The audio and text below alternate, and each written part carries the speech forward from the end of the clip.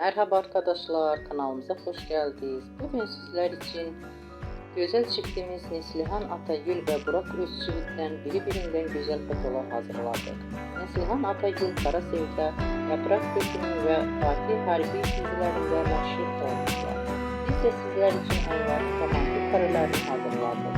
Bu videoların devamlı gelmesi istiyorsanız kanalımıza abone olup yorum yazmayı unutmayın. Herkese teşekkürler.